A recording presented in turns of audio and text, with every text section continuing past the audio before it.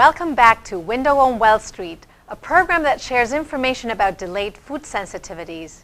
Sensitivities that may cause symptoms like headaches, chronic fatigue, ear infections, fibromyalgia, digestion problems such as IBS, and even ADD or ADHD, to mention a few. I'm Dr. Gabriela Cora, your host, and in today's program, we'll be taking viewer questions from patients who've invested in an Immuno blood print, a simple blood test that identifies foods which could be the cause of many symptoms. My guest today is Katie Sweetrock. Katie, welcome. Thank you.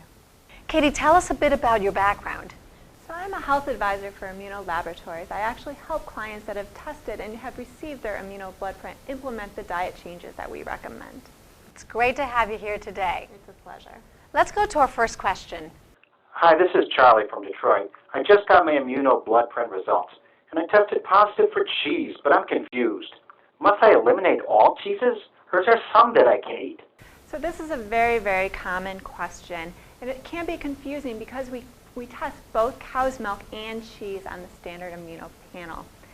There are two proteins a person can be reactive to in dairy products. There is the casein protein and the whey protein. The whey protein is often referred to as the liquid portion of a dairy product, and the casein protein is often referred to as the solid part of a dairy product.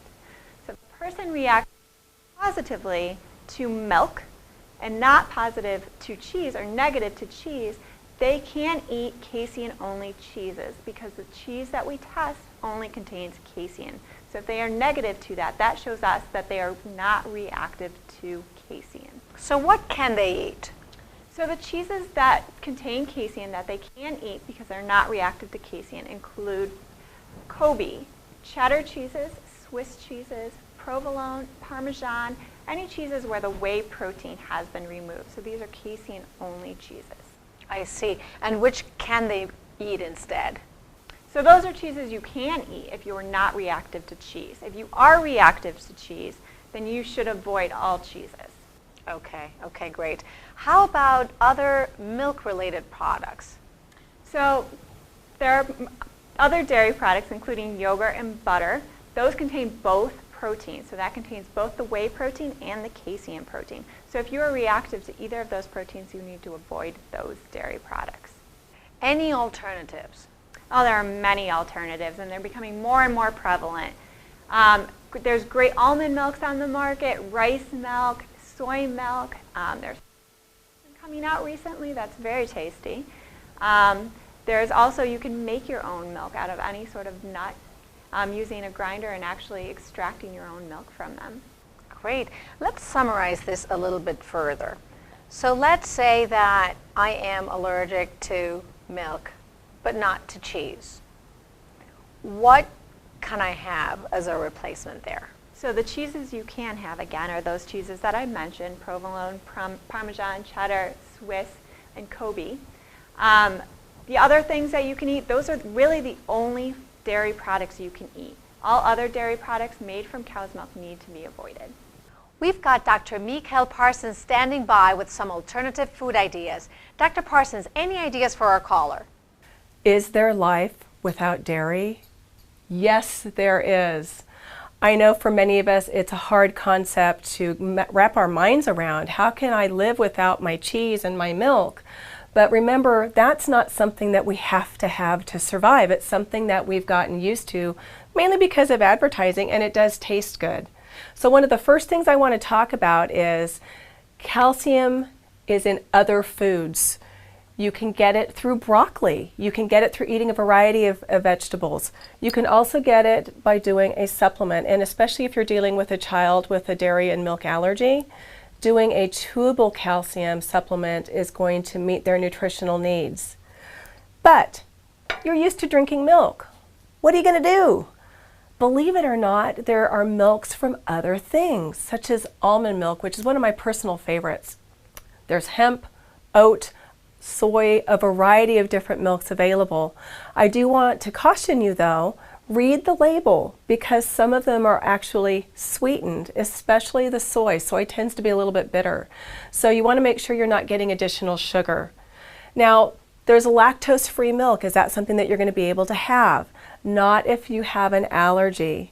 Remember, it's the casein and whey that's an actual allergy. A lactose issue is you are lacking the enzyme to break down the milk sugar. Two separate issues, but they can cause the same type of symptoms. Another question that I get asked often is, what about chocolate? Oh my gosh, does that mean I can't have chocolate? You can.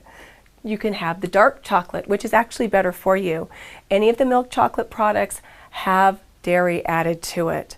So you're going to have to switch from your light or milk chocolate to the dark chocolates. Another common question is, what do I do for protein? We are so reliant upon our whey-based protein shakes. Now, whey is a component of dairy, as you know, and if there is a casein issue, most whey protein products are going to have trace amounts of casein. This particular product I have found to be okay for most people to have with a casein allergy, provided you're okay with whey. But there are other protein options. For example, just a straight rice-based protein. There's soy protein. There's hemp protein. So once again, contact your healthcare advisor, or you can stop by your health food store to get your other choices of proteins. But what about those of us who love cheese? Man, what are you going to do about that? Believe it or not, there are alternatives for cheese as well. You can do an almond cheese. There is soy cheese. So have no fear. Yes, your lifestyle is going to be changed a little bit, but you do have other options. Thanks, Dr. Mikel Parsons, and to you, Katie Sweetrock. Thank you. It's a pleasure. We'll continue with Window on Well Street after the break, but may I encourage those of you watching who may have a family member, a friend, or coworker experiencing similar health issues to forward the link below to them. And if you haven't had your Immuno blood print, please learn more and get yourself tested. Remember, there's a hidden link between what you eat and how you feel. I'm Dr. Gabriela Cora, and we'll be right back.